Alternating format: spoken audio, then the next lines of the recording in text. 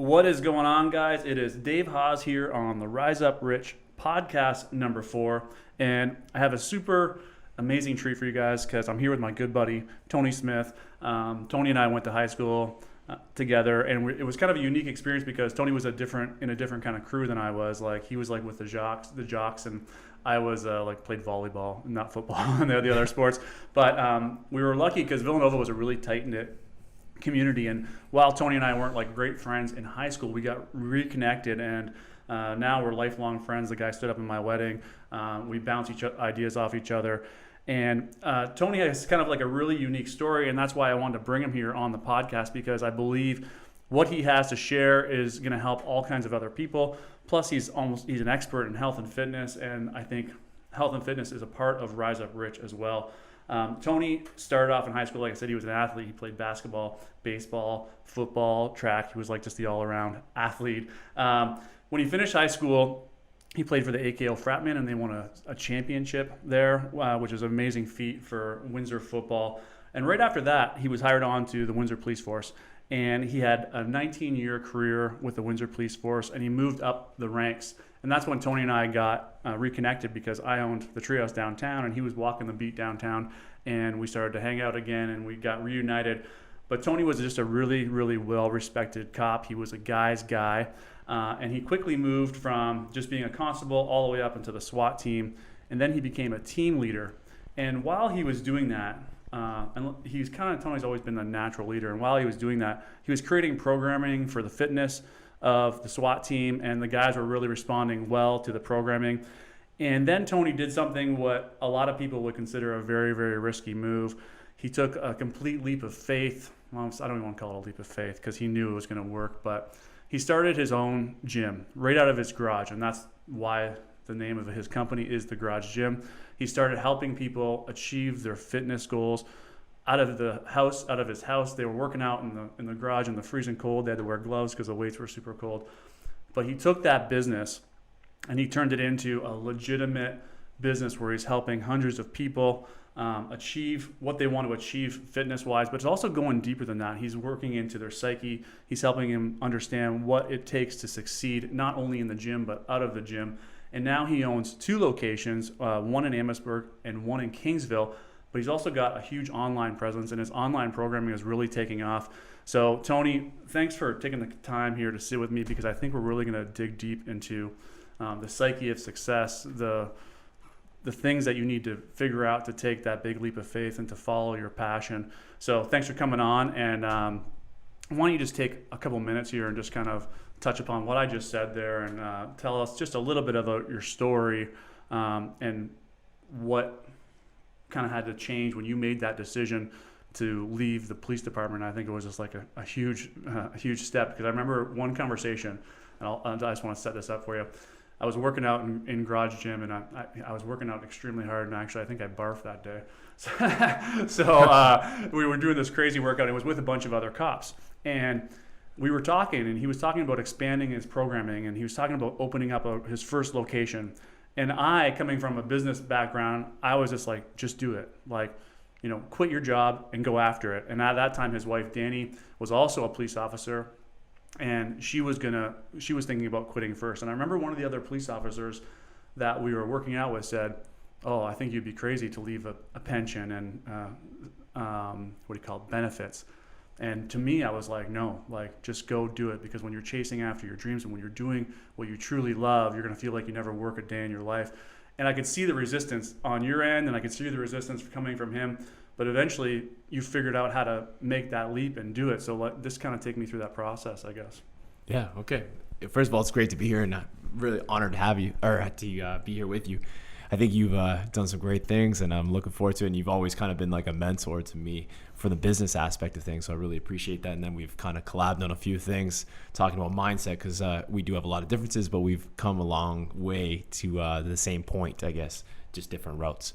So, the way it started with me is I was on the tactical unit, the SWAT team, or the emergency services unit, like they call it here in Windsor. I got on there really early, like really young, like 25 years old. I was one of the youngest guys to ever get on, if not the youngest. And by 29 years old, I was, I think, the youngest team leader ever appointed. One of the greatest things I've ever had happen to me in my life, because it's not selected by your bosses and it's not like a promotion. It's actually picked by the team. So they picked me as a 29-year-old man to lead a bunch of grown men that at the time had kids and families, and I had none of that at the time. And so that was a pretty big honor. But we got really, really busy in this city. Things started to get a little crazy. There was the murder of a police officer, and the drugs just went through the roof as Windsor started to really blow up. And we started working insane amount of hours. Like I'm talking like 600 hours of overtime a year. And it was really, it was stressful. It's hard on the guys. And like the first thing that usually goes under stress is health, right? The health of mind, the health of body. You're tired. You're looking for excuses not to train. You're probably, for sure in our case, we were drinking too much. We were eating junky food after you drink too much. And our fitness really slipped. I was able to reconnect with a guy. His name is Bobby Maximus, is his stage name, I guess, but he's a UFC fighter that I had trained with, and he was a cop, and he'd quit and gone to a gym that was world renowned as like the most hardcore gym in the world, Jim Jones. They trained the guys from 300. And so I hooked up with him. I reconnected with him. Him and I met on a course, and I started to get some certifications, and I started to bring the training into the police department, into my team, not the police department, just my little unit. And right away, the bonds started to get tighter. Health started to obviously go up, but the stress, the mental stress that we were under was like really diminishing, and I found we were able to just handle so much more because of the level of these workouts. I mean, it's a lot to do with, obviously, with fitness, but a lot to do with your mindset. So when we started to really play that in together, we were able to really bond and do greater things. And as that started to develop, I started to, enjoy it more and more, kept getting more certifications, had absolutely no plans of ever owning a gym or even being a trainer for that matter. And next thing you know, I was the first Jim Jones trainer in all of Canada. And Danny, my wife, had started along the same route just a few years later than me, and she became the first female Jim Jones trainer in all of Canada. She was also a police officer at the time. So things really started to happen fast, and I got some notification that I was going to be moved off the team. I wasn't very happy about it, but I really firmly believe in, instead of like sitting on a problem, you try to solve the problem. So I started to train a couple of friends, just the same way we met through the bar. Like we reconnected was through the bars, and being downtown, you really started to know the bar people because that's kind of where you're based out of. And I started training a couple of bar people, and one thing led to another, and it went from like one or two people to, can I bring some friends? We'll throw you some money for your equipment and your time. And, next thing you know, we had 30 people coming to our house, and we had a young child. And again, find the problem, fix the problem. The police department wasn't going to allow us to have the kind of life we wanted for our family in terms of time, not in terms of money, because the money there is great. The benefits are great. Don't get me wrong. I wasn't underpaid or mistreated or anything by that means. It's just having our kids sleep out all the time was not going to be something we were interested in. So from there, when we decided that wasn't what we wanted to do, we started to make plans to move forward. We bought a bigger house and a bigger garage. It was completely offset. But you know what? Having 30 people trekking in and out of my driveway was not too cool with the neighbors. Although they were very understanding and patient with it, I didn't feel right about it, especially having strangers come to my house and my little baby boys at the time. And we saw this place. We had gone through it a year before, I think actually with you. Yeah, you came with me, you and Ty. We went through the place, and 1 year later, we basically moved into this building that used to be a Home Hardware, and the garage gym as we know it now was born. And we never looked back. My wife retired almost immediately after. So she had spent 13 years as a police officer. So we, going from, you said promotion up through the ranks, but SWAT is actually a lateral transfer. It's just like maybe a little cooler job, I guess. So, but with all the overtime, I had taken a pretty big hit moving from there. And then we gave up her salary and her pension, which was another big hit to our family. But the weirdest thing is like, we never even noticed it, even though the gym was probably losing money, if making $1 at that point. We never noticed the loss in income because like you just kind of adjust to make it work for yourselves. It was really weird. Like we just still went out for dinner. We still do whatever we wanted. Then a few years later, I decided to call it myself. And since doing that, we've opened the second location and really blown up. I saw a singularity of focus and leaving that police department, and some of the negatives that came with it have just made our lives that much better that the money really doesn't even matter.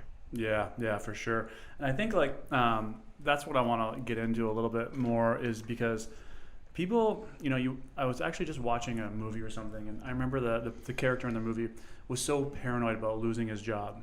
And people get so wrapped up in, just their lifestyles and the stuff that they have, and they're so scared that if they lost their job or if the economy tanked or something along these lines happened, or if they decided to switch careers and it didn't work out, the risk, I guess, is what holds people back, the self-doubt. So let's just talk a little bit more about, you have this amazing paying job that you enjoy too. You liked being a police officer, you're good at it, you're super well respected on the force. But as you start to go down this road and you start helping people, what was like the one thing that you think that kind of stuck out to you that said, you know what, I want something different now? Like, when was the shift? How did it happen? And what can you kind of say about, I guess, the risk? Like, there's so much risk weighing over your head when you made this decision. And you kind of touched upon it, that you said, we didn't really notice it, but there must have been a point when you're like, I know I can do this. Like, the confidence was there, I guess. Yeah, the confidence was there. When my wife left, it was a real big jolt for us to see that, like, as soon as she left, things actually started to rise up in the business really quickly. And I think it was just the matter of being present, right? Like, you talk about it all the time on your posts and on social media, and just you and I shooting the shit.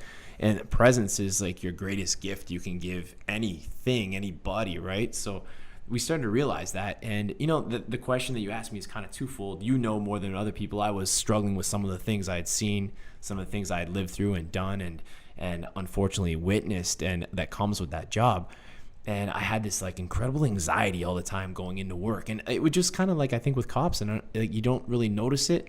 It's not like in the military where it's like a blizzard. You're in a blizzard of stress. It's just like these huge traumatic events that happen fast. Policing, it's just like a little snowstorm built up over time. And that stress starts to build and build and build. Next thing you know, you're stuck in the house, right? So that stress, I was like, I had taken away all these triggers in my life that were causing me these problems, like preventing my sleep. And, so I stopped drinking as much. I got my health. There's before and after pictures of me. Basically, there's no difference in eating and working out. It was just the stress level that was different.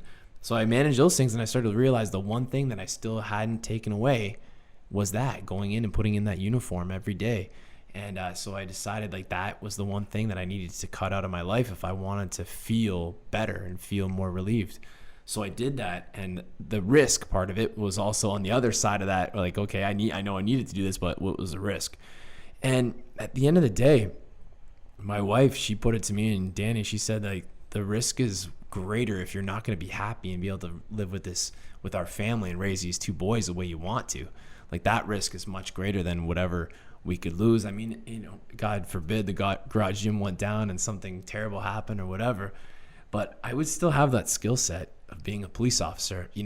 I feel like I could still walk back to the Windsor Police with my, tail between my legs, albeit, but could still get that job back, or some security jobs. I still have like some skill set that, probably most people don't have that would make me unique. So I don't think the risk is as great as people think. I think the pension and the benefits, although are great things, if you invest and you spend some time making sure that you have a plan in place for the future. I'm not one who lives greatly in the future, but you should plan for it, that you'll be okay. Yeah. I mean, you touch on amazing points there. And I think that needs to be the shift that needs to happen for a lot of people. Is there's some sort of saying, I think Benjamin Franklin or someone, don't quote me on this, but it's like most people are born, or they live till they're 25, but then they die when they're 25, but they don't get buried until they're 80 or something along those lines. I butchered that quote, but yeah, I know exactly which one you mean. I think you did butcher, but I won't even try and do better. But it's so true that so many people got into this mindset, like you get done school, you go get a job, and that's your life. But if you're not happy doing what you're doing, and if you're not, it's creating more stress and more anxiety, and it's affecting your health. Happiness needs to be the ROI. Like I talk about that all the time. Like that needs to be the return on investment. It's not about how much money you have in the bank or how big your car is, and that's how we define success these days. Is like it's all by the stuff that you have. It's all about how big your house is, how nice your car is, how much money you have in your bank.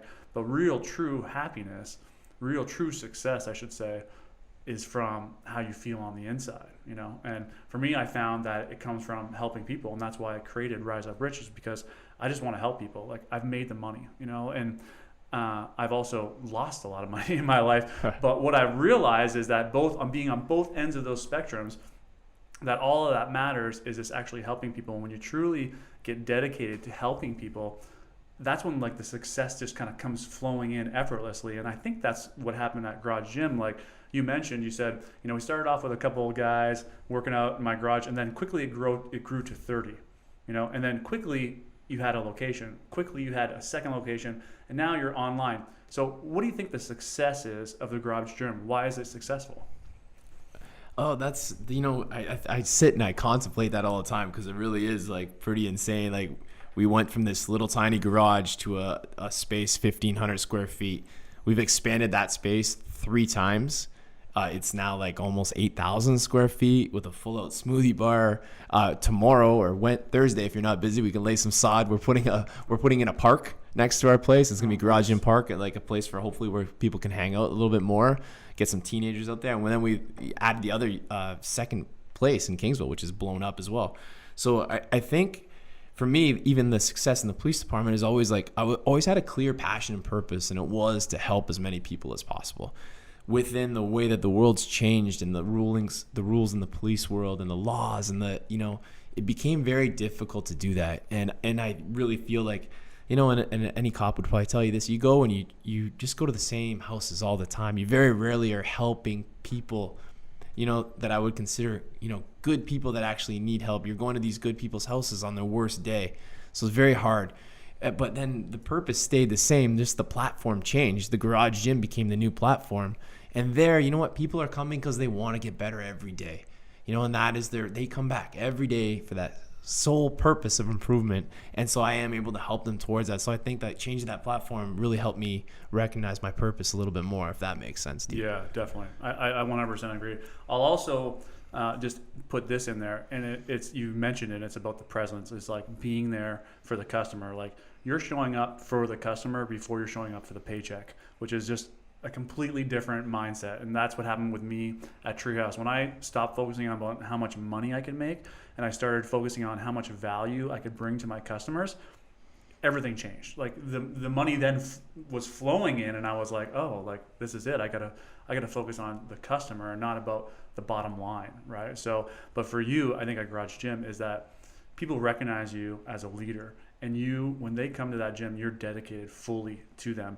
And people get all fucked up about business. They think they probably, we can probably go into this too. They probably do the same thing about health and fitness. They get all these factors, they get all this information. We live in the information age, so there's so much information out there about how to become successful, how to make more money. But success is really simple. It's about doing small, consistent things. That's it. Like, just do the small, consistent things. And in your business, it's like deliver for your customers. Like, you don't have to worry about advertising or anything. It's just like they're gonna come. Like when I was 16 years old, I started a window washing company, and I said the only 2 things I'm gonna do is I'm gonna answer my phone and show up and do good work and be friendly when I'm there. I went with 0 advertising. I went from having 0 customers to having 500 regular customers. And like, that's exactly what you did at the Garage Gym. It was just like you had a few critical factors that you may have been aware of, or not, just because of your personality. I think it's just people are drawn to you. But it was that simple. It wasn't like you had to come up with this crazy business strategy. The business strategy was just do good work. Yeah, I mean, our mission from day one is great, and Danny and I wrote we wrote a mission statement on the way back from our certifications in Salt Lake City on a napkin, and it's still today is posted on a way nicer napkin, but on a poster on our walls. And our mission is to like improve everyone's physical and mental well-being while giving back to our community, basically, in a nutshell. And we have done that. And we really talk about, and I think when I can put some people's stress into perspective, one of the favorite things we say to somebody who's, let's use a teacher as an example that had a bad day, a tough day, writing report cards, or classes misbehaving, or a mother whose, kids were up sick all night. And, you can really lend perspective when it was like, well, I had a coffee with a dead body today. Right. You can really perspective, is like, man, well, you know what? People are doing worse. People are in worse situations. And if you can, it's not to feed off somebody else's negative issue that they got going on, but it really, you're sick, you're ill, but then you look at somebody who's raising a child with, maybe some muscular dystrophy or things like that, and you're like, man, well, my kid being up all night with a fever is really not that bad. Like, if that person can handle it, then I can surely handle it. And by, helping everybody with their mindsets, I think it's really changed. Like, that's what we want. We're trying to, turn sheep into lions is one of the things that we say. And I think a lot of people get beaten down by their everyday, stresses and don't realize how really minute they are in the grand scheme of the world. Yeah. Like, we've become so comfortable in this world. Like, and actually that was one of the things I wrote that I wanted to talk to you about, was that you had a post one day of your two kids like waiting for the bus or something. And the post was like, trying to raise lions in a world full of lambs. Is that what it was? Like, in a world that wants sheep. Or in a world that wants sheep. Yeah, and something like that. Man, I really pondered that post because, we've gotten so soft.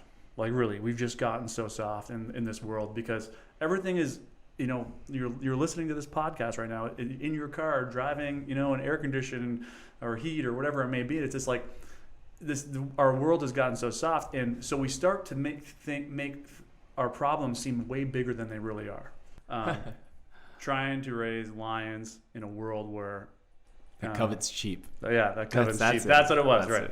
So give me your version of that and how it plays into your training at the gym, how it plays into raising of your kids. Yeah, so the way that really plays into me is that, we're just trying to make people soft, full of excuses. And I think that starts from early on, like from a childhood. I am not the greatest parent in the world, don't get me wrong. But my sons, if one of them is misbehaving, it could very well be because they're tired or they're hungry. You'll never hear me say, he's acting like that because he's hungry, or he's just tired. Me and you as adults, when they leave the room, we can say that. But in front of that child, I'm not going to give him that excuse, because it is never okay to mistreat people because you're tired or you're hungry. And I think it starts from a real young age. So whether that might be the reason, you need to find a way to get around that. You walk into my gym today, it's probably 92 degrees. Everybody knows, anybody who's been in the garage gym knows it's 20 degrees hotter at all times. It's probably 92 degrees in there right now, and people are going to say it's hot. We don't even react to it. So what? It's hot. Does that mean that you can't bench press? No, you'll be fine, right? So get around it. When you're working out, a lot of people, they just stop. We do a lot of team things. They just walk away, stop, grab a drink of water.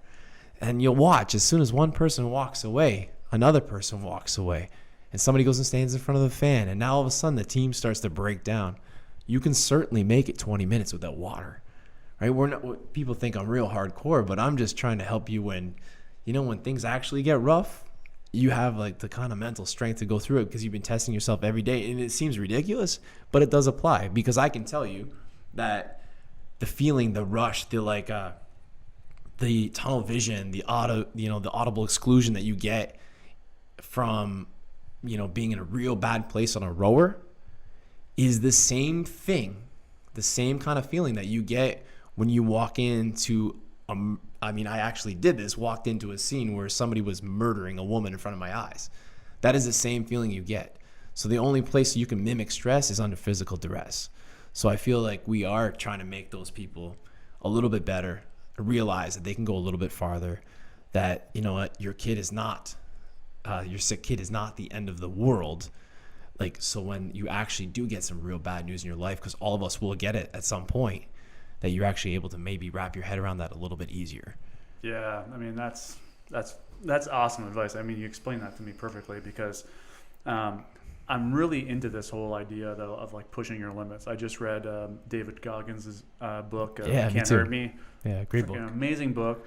But people are so quick to just back out when things are getting tough. And I think one of the great things that you're doing at Garage Gym is you're showing them that whatever they thought their limit was, it's actually like, way, way higher. Like, they can push way past that. Goggins says in the books, like, people said, like, at 40%, most people want to quit. They still have another 60% left in the tank. They just haven't explored it yet.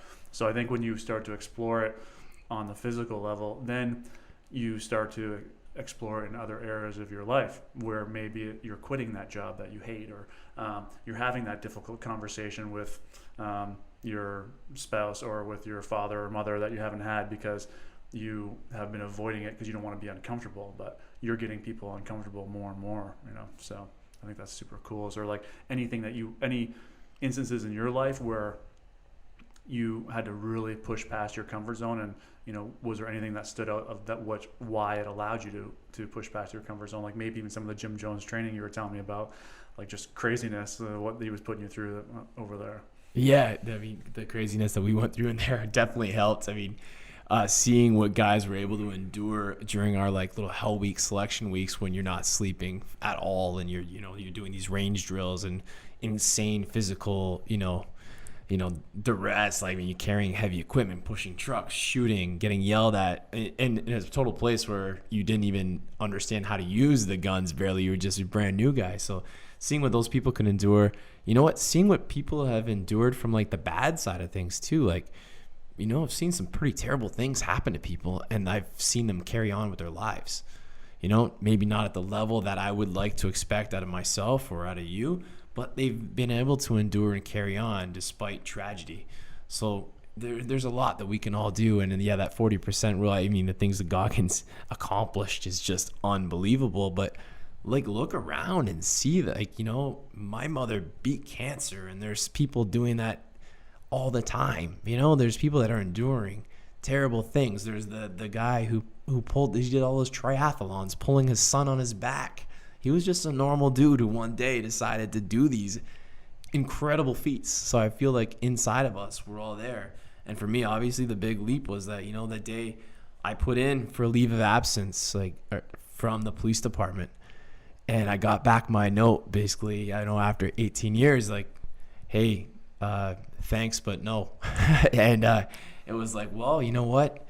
There goes my safety blanket. It's time to, step. And somebody said it to me on we talk about personal development, how important that is. I was on a personal development course, and it was right after an insane, the shooting that happened here downtown at the McDonald's. And I was there, and the instructor, he said to me, he's like, how many raids did you do? And I think I did, upwards of 1,500 gun warrants. Were you scared? Were you nervous? Yeah, like every time there's a guy in there, there's my best friends next to me with a lot of families. And yeah, I was nervous every time we kicked the door in. And did you ever not go? Well, no, we always went. Well, why did you go? Because I was confident in myself and my team. And so that's kind of where this whole thing came. And that's where the carryover from the police world into this has really helped me to move that next step. Is, yeah, it was scary leaving the police department. There was a lot of fear. There was like uncertainty behind that door. But I was confident in myself and the team of the garage gym that I had built and went forward. And so far, haven't looked back. Yeah. Hopefully never will. Yeah, and definitely, like, I think what you understand and what I think a lot of people are missing is that once you figure out how to become great at one thing, you can apply that same greatness, whatever the tools you use to become great in that one area, you can apply it to all other areas of your life, right? So you repetitively, had success in high school sports, with the AKO Fratmen, with the Windsor Police, moving up to a team leader, and you had that success over and over and over again, and then you took that same skill set and you applied it to a business. But I think a lot of people have just never taken the time and the energy and the fixed focus to become great at one single thing. It's like, it doesn't matter what job you're doing. If you're a janitor, you can become the greatest janitor in the history of Canada. Sounds silly, but it's the truth. And once you figure out how to become great, how to become the greatest janitor in all of Canada or all of the North America or the world, then you can take that greatness and apply it to anything in your entire life, right? So you see that a lot where guys that play one sport are able to transition to another sport and have success. I remember this guy that he played like a high level of hockey, like IHL, and then in a couple of years he took up golf and he was golfing under par. And it was like he understood what he had to do to get to that level in hockey, and he applied it to golf, and he was an amazing golfer, better golfer than I was, and I've been golfing for 10 years or whatever it is. So just applying those same tools. And one other thing that I want to touch on here too that you said was that I think also one thing that people need to realize is that everything's going to be okay. Like, no matter how bad you think your situation is, you said, like, there's people that have worse situations, and that is for sure. Having that perspective is amazing, but also you're going to be okay. You're going to come out on the other side of this some way, shape, or form. And people can get so wrapped up. 2 or 3 things, my wife and I were just talking about this, 2 or 3 things can happen to you in your life. And if you don't have the proper tools to deal with those, it could just spiral you completely out of control where you're the angriest person for the rest of your life. You're the guy that's, someone pulls out in front of you on the road and you're honking your horn, shooting them the finger, just getting so livid. And you got to have the tools to be able to deal with this. So, you experience all kinds of, traumatic events on the Windsor Police Force. And, we've dug a little bit into this, and, obviously you still have some reluctance to going there, but like, what tools did you have in your bag to deal with the stuff that you saw as a Windsor Police, and how did you come out on the other side of it? I mean, I used to be that guy. Yeah. I think one of the first times we ever went anywhere, I don't even know, we probably shouldn't talk about it. I don't even think it was with the same girls on a double date, but yeah, we were young back then. And I think I remember like almost like knocking my car door off a guy who cut in front of my brand new truck. And that was me. I was reacting in a negative way to the bad things, right? I would kind of build a wall, have some drinks, get around other guys who had seen the same things, and we'd have more drinks. And, dealing with things probably heavy-handed, I guess, is a nice way to put it. But and then instead, learning to breathe, to let things go, to really focus on, when things were bad, that I even needed to take more care of myself, right? Rather than like kind of self-destruct. So we went on that, I ran that man camp with you, and we went out on the sailboat, and remember the old time 50-year-old sailing veteran there, Len, saying, like sailing is much like life. And he wasn't really making this like analogy, but we kind of put it to that, is like, a storm is going to come and it's going to hit you. And if you're prepared for it, you just got to, pull down the sails and sit through it. Right. And eventually the storm will subside. And, that's kind of how I am now, like things, instead of focusing on the negative, and one thing I said in a staff meeting today, because we had some kind of like a little shitty thing happen in business, and I'm not going to get into it, doesn't really matter, but it was like, this didn't happen to us, it happened for us. And in the end, we will be better, and we'll, continue. So let that part go and look to solve the problem. And solving problems is so great for your brain anyways, right? So what changed? Perspective, definitely perspective. I mean, I stopped worrying about the things I couldn't control. The things that rattle a lot of first responders, cops in particular, is like the inability to, you're doing these great heroic things. You're taking drug dealers off the street every day, and nothing is changing because I'm back at that same drug dealer's house 3-6 months later.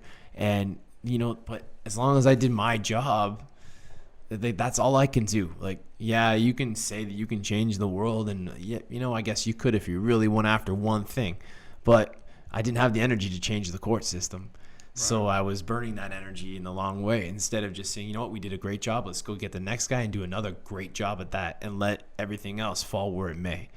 And that's totally the difference now, is my area of concern is my area of control. Yeah. And that's it. So I control how I react. I control the energy that I'm going to give back towards people. If somebody comes at me with negative, like I deal with tons of cops, and they're still very high on the stress, right? And they're, they'll start bitching about the chief or bitching about the politics of the law. And the first thing I do now is change the subject, or say, that doesn't sound that bad. That doesn't sound that bad. It's not really that bad. And what can you do about it? And if they can't offer a solution, then it's something you can't control, then move on. And that's how, and I've done that with my own life, and I'm hoping I can help others do that with theirs. Yeah. I was wondering how you were going to answer that, because we didn't talk about that beforehand, and that you like pretty much hit the nail on the head. And this is like a saying that I live by, that it's never about what's going on out there. It's always about what's going on in here. i.e., you can't control what's going on outside of you. If it's out of your control, there's zero sense in worrying about it or stressing about it or having anxiety about it. And like, that's exactly what you said. It's like amazing just to see like real world experiences of that. You completely change your mindset, and I don't maybe that's one of the first times that you ever went there. I was like, wow, that's super, super cool. Let's shift gears a little bit here, because I am sitting across from like one of the best personal trainers in the city of Windsor, running one of the most successful gyms. So let's just talk a little bit about health and fitness, because we've really dug deep into the mindset there, which I think is a big part of it. I made a post the other day that, you can do all the exercises and do all eat the cleanest food, but if you don't fix what's going on in your head, then you know, it's going to be all for naught, right? So, but what do you think the critical factors are that people are missing when it comes to health and fitness? Well, I mean, I think it's very clear and out there that number one is consistency. And I think that's what we do best at the Garage Gym. There are trainers who have so much more education than me. You're not going to hear me break down the anatomy of everybody's body and blah, blah, blah, and get into the, superly high skilled movements. But one thing that I do is I give you reason to come back every day. And not just, I should say, that sounds terrible. It's actually my team. My team consists of the other members. Like, we've always treated it like that. Like, the members have responsibility. When somebody new comes in, the members help them through it. There's somebody who's incredibly overweight and, can barely make it through the skier for 10 seconds. The first thing I do is say, hey, this person here was just like you. And that gives people inspiration. So if you can create an environment that people want to continue to come back at, you're tackling the biggest issue, which is consistency. Right. Yeah, consistency for sure. I mean, like that, you hit the nail on the head with that. And I also like what you said about being able to be tangible for people. Like, it's a community at the Garage Gym, right? And when you can say, this guy was where you once were, now look at him. He's killing the rower. He's freaking sweating, Yeah. And the guy that's doing it's like barely getting through it, but you're like, he was once there. You can see it, you can touch it, you can taste it, right? So I think that's cool. What about diet? Like, what are people missing when it comes to diet? Oh man, diet I think is I like to put it like this, is like way too many people are chasing the red ball, like shiny objects around. So, it's time old saying, or whatever the best wording for that is, but the quickest way to where you want to go is in a straight line. Yeah. So, a lot of these things work, even the ones that I don't completely agree with, but they work. So whether you're going to go with just straight up macro counting or keto or fasting mixed in with those things, or even the Atkins diet and some of these diets that I consider to be unhealthy. If you're going to be a vegan, if you're going to be a vegetarian, you got to stick with it if you want to see results. You can't just go off for 60 days and do keto and then for 60 days, count macros in a different way, where you're taking in carbs or So I think whatever you're doing, you just choose whole foods that have been around forever. So no matter what it is, you and I have completely different opinions on diet per se, or maybe not different opinions on diet, different opinions on what we consume in our diets. But both of us stick to it, and we both have good results. Right. So, and we both believe in eating good whole foods that have been here from the best source that you can find. You're going to find a sweet potato that's probably not contaminated from the soil. But again, area of control, right? I can't control that. I got to eat something. So let's take in those best sources that we can. I think the other big one with fitness and with health is a lot of people know where they want to go, but you don't know where you are. If you don't know where you're starting on that roadmap, how are you ever going to get there? The first thing we hear is, I know what to do, I just don't do it. Well, no, you don't know what to do, right? Everybody needs a coach. You were my first unofficial business coach. I have business coaches. I have, people that I look to coach me for mindset, whether it's official or unofficial. Everybody needs a coach. And even me with my fitness programming, I have a coach. I have somebody that helps me lay out what I need to do, because he's going to keep me accountable. It's very hard, no matter who you are, to do that. Yeah. Before we met today, one of the things that was ringing through my head was about the importance of coaches. And, I've had a mentor in my life. I've gone to seminars and all these kinds of things. I had a coach that I went to for mindset. And the importance of a coach in your life, I don't think that was, you said that so perfectly, was that you got to have a coach in pretty much everything that you do. Because if you don't have a good mentor, you're going to constantly be chasing the red ball, and you're going to be constantly going on and off that path. And I think the perfect example of this, we had it the other day, was I've been going to the gym. I consistently go to the gym 7 or 6 days a week. 7 if you include, I do yoga on Sundays. And my pull-ups weren't getting any higher. I was barely climbing up. So what did I do? I messaged you and I said, what's going on? What am I missing here? And right away you told me. So it's I could have went online and searched through all the information, or I could have went the most direct route and contacted you, and you said, yeah, you got to start doing more pull-ups. It's and this is how you do it. So now that I do that, my pull-ups are coming up. So it's that's what people are missing with regards to coaches. Everyone's scared to, pay for it. But you're paying for it in some way, shape, or form if you don't go get a coach, because you're going to have your results are going to be drawn out. You might end up buying programs or doing things wrong for years and years and years. But with a coach or a mentor, you get that most direct path, right? It's like, why would I try and figure out how to do more pull-ups on my own when I got you? Like, you figured it out. Like, I don't need to go anywhere else. I mean, like, I got you. Like, so, yeah, I think that's amazing. And also the food thing was like consistency again. It's like, it doesn't really matter what you do. I love the sayings, like, the secret to health and fitness is there's no fucking secret. Just do it, right? So let's talk a little bit, as we kind of come to wrapping this up, about why people don't go to the gym, right? What is the deal? Like, why are, everyone knows that they have to exercise and they have to eat right. Why aren't they doing it? And maybe you have some insight onto what some of the challenges are that people have, that, or the excuses, or what is it? Like, why can't people figure it out?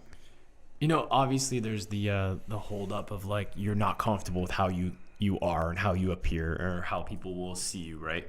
And that, I mean, that's probably, I think maybe one of the biggest problems in the world in general, and any, like, whether it be applying for jobs or anything else, is that confidence, that communication. And we really try to work on that with the teens and with my own kids and, you know, the teen groups that we do, because I think communication is the one skill that's diminishing in the world with, you know, the internet's brought a lot of great things, but it's also, you know, doing that. So that's one thing, that's the obvious, and that's a real bigger problem to solve. But I think, like, is people think that their excuses are so exclusive to them. Like, you know, somebody said to me the other day, I'm like, hey, where you been? Well, you know, my kids are busy, my job, and there's 30 people in the gym at this point, right? And 30 had just left. And I said, oh, look around here. None of these people have kids or jobs. We've always been waiting to come in today. You know, like, it's not, you're not the only one with that same excuse. You're the one right now who's choosing to let that be the reason you're not. You know, so we all have our reasons. And you just gotta, if you prioritize and you do the time, you'll find it. Like, you know, at one point in my life, I had 2 kids under 2 years old. I had a wife, you know, that was working shifts still. I was working as the leader on the SWAT team with married to my phone, completely, you know, hours that are out of my control, completely out of my control and not scheduled. And we were running a gym on the side.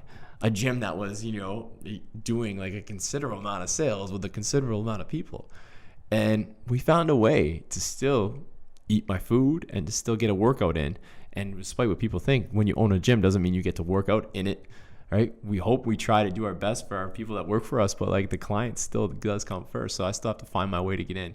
So like, if you can just lend that perspective to things, is that everybody here has some reason they shouldn't be here today or can't be here. And hopefully that's enough. So if you're that busy, you know, you could do 20 minutes in this little room we're sitting in. We could give you an easy, you know, you need that help. You shoot me a message and I'll give you a 20-minute EMOM that's going to have you pumped and ready to go on with your day. It doesn't have to be super. The answer is simple. The answer is almost always simple. Yeah. Yeah. And people tend to make it way more complicated. Yeah. Yeah, way more complicated. And I mean, that goes, 2 major points you hit there. That, just to reiterate, because I think they're so important, self-doubt. It's a killer. For every single thing. When you made that leap into your own business, self-doubt was like what was holding you back, and you had to overcome it and build the confidence. Your problems aren't your own. Everyone thinks that their situation is so unique, but in reality, we're all experiencing a lot of the same problems. Like, like you said, there's people in here that have kids, like. And that comes down to like the Garage Gym motto, which is just, you know, no excuses, just hard work. But I think there should almost be like an added part of that, because it is hard work in the beginning, right? But then eventually it becomes like almost like enjoyable. You don't see it as hard work anymore. Like, when, you know, I'm at a point now where I'm going to the gym, I'm like, I enjoy going to the gym now. I don't find it to be hard work. Yeah, I push myself, but there comes a point when the hard work shifts into enjoyment or pleasure. Have you experienced that? You know? Yeah, for sure. It shifts to people start to like crave it, man. Like, you start to see people who like didn't even want to come. You know, there's people, and you probably get it in your businesses, that they reach out here, there, they reach out here and there. And you really, honestly, I don't chase after leads. We don't do that. We don't even keep, like, if you don't want to be there, we don't want you there. Like, you're just going to ruin our vibe, right? But there's people, they reach out. And after a year, they end up showing up. and then they're dying and they're hurting and they're so sore. And then they're the people now, that same person. There's one, a female police officer in particular that I'm thinking of, and she was like, 2 years on the fence about coming, shows up, and now when she's away on a course or has to work long hours, she gets her workouts in, but she messages like, oh man, I can't wait to get back. It's just part of my day. It's like, it's like brushing your teeth. It makes you feel better about yourself, and it makes you everything. If you feel better about yourself, you're telling me that the relationship you have with your wife isn't going to be better. The relationship with your kids, how you even talk to the person at the grocery store, the more confidence you carry, not arrogance, the more confidence you carry, which is a fine line sometimes, but the better you're going to treat other people. Yeah. And that's going to make everything, if you treat people well, your whole day is going to go great. Yeah, definitely. Let's go back and forth right here, and just as we wrap the podcast up, with just we'll go 3 things each that allowed us to achieve whatever level of success, and not just success. I'm not about the worldly success. I'm talking about happiness, the ROI, being the ROI success. Just fire back and forth.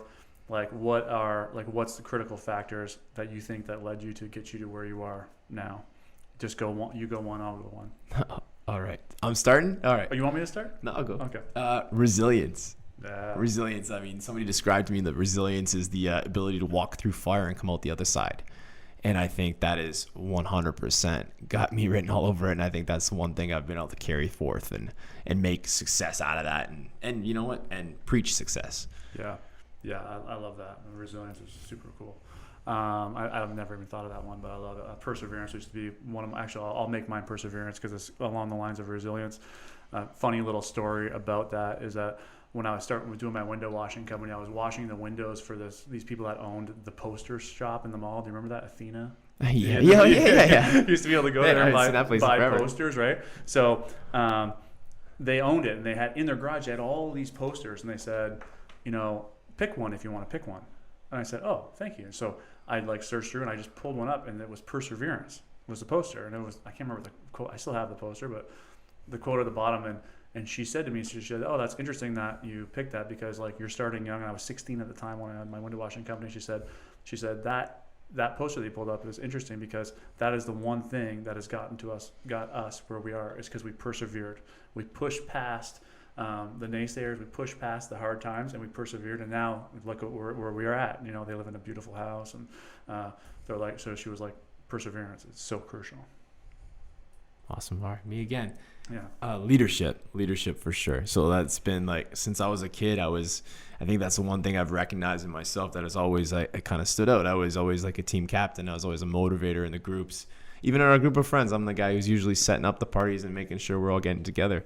And I think leadership, though, and to me, and why it's led to my success is that, and I think leadership, in its truest form, is the ability to make decisions despite the consequence, whether that be for your personal gain or that you're going to sacrifice, take some loss for that. And I think in the police department, that was always where I was good. That, a lot of times administrators get caught up on, how something might be perceived or how much it might cost. And my job was always to make sure that we did what was best for the public and for us. Mm-hmm. So their safety and ours, no matter what that cost might be. And, and with zero consequence, not worrying about the consequences. And I've tried to manage the gym in the very same way. So there's been times when I've had to make tough decisions to actually cut customers, and that's for the better of the group. Right. So it's consequence to me, but to stick by our morals. Cut the cancer. Yeah, man, cut the cancer. Yeah, I do that in my business a lot. I love that leadership. Just as a side note, you can check. There's a book called "The Leader Who Had No Title" by Robin Sharma. It's an amazing book, and it's all about how you can lead from any position. You don't need to be a leader, owning a business, managing employees to be a leader. So it's really interesting. But that you mentioned that for me is one that we talked about a little bit. But you got to give if you want to get. My mindset again was so focused on getting before. And once I made the shift from giving to getting, everything changed for me. So in your business, you're giving back by helping people achieve what they want to achieve in health and fitness. And Rise Up Rich is literally all about giving back. So if you can shift the mindset from what can I get from this person to what can I give, what value can I provide, everything changes. one more. Passion for sure. I think it goes with the other 2 points I brought up, resilience and leadership. I think you're sitting across from me. I guess you guys can't see this on the podcast, but I have a tattoo on my arm. One of my first tattoos, one of my favorite tattoos is this heart on my sleeve. And it's always been part of me. Like it allows me to have conversations people probably won't have with other people. It's allowed me to like throw my full heart into that. And it's what people, they know that I truly, truly care about what I'm doing and what I'm saying. And I hope, I try not to, but I'm sure it does happen, do anything without that kind of purpose behind it. So passion and fire is kind of like the one thing I think I have. Yeah. That's got me to where I am and will keep me going to where I want to go. Passion. I mean, passion is so huge. If you can discover that passion, it's what's going to fuel you, and a lot of people have trouble figuring out what their passion really is. And there's all kinds of techniques you can do to figure that out. But once you get it, it's a game changer, because there's no more tiredness or feeling like you're working. It's just like you're just going, and you're just full of energy and full of like the kundalini, which is like the energy of life. It's just kind of flowing through you. So I love that passion. For me, the last one I'll leave it on is awareness. Like awareness for me was the biggest change in my life. Just having it started, ironically, that we're in this podcast. It started with food.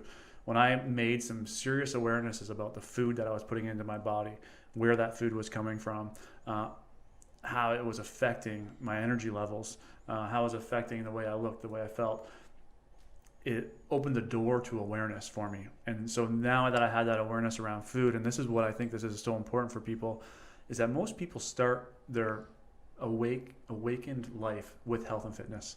So like one thing that's so amazing about what you're doing is that you're giving people the awareness for the first time of what is possible. And once they start becoming aware of what exercise and diet can do for them, then they're going to crave more awareness, and they're going to want to start to know awareness about how they can be happier in life, how they can achieve an amazing relationship, how they can give back to others, how they can experience levels of success that only the few top percent of the world experience.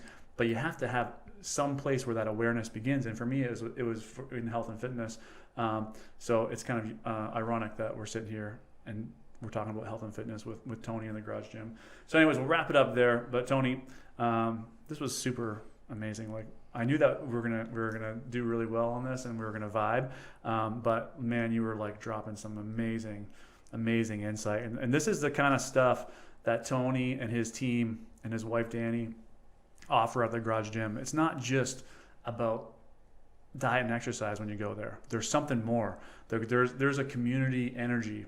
I talked earlier about the kundalini. It's like there's energy when you walk through those doors at the garage gym, and it's because of what you guys have built over there. So if you're looking to experience the next level of health and fitness, then make sure you check out Tony's stuff. He's got great online programming, and also just getting to the physical locations. Do you guys have like introduction programs that you do for people? Yeah, we just started to launch a program. It's called our Spear program. It's basically to help you like assimilate into the garage gym.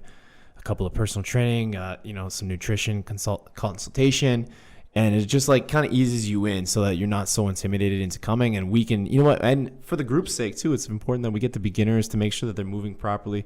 So when you get into that group and you're partnered off with somebody, you feel confident and they feel confident in you too, because that's kind of what, working together is about, is confidence in each other. Yeah. So we started to offer that, and hopefully that starts to take off a little bit and people start to, I know from the outside we look hardcore with abs and these kind of things and sweat and the guns and the tattoos, but we aren't that kind of place, and we're trying to get that through to people. Yeah. We are just the greatest fitness community in the world, we think. Yeah, amazing. So thanks again for coming on, and we got to do this again for sure. Yeah, thank you so much for having me, and keep doing what you're doing, man. We're very proud of you. Awesome. Thanks, brother.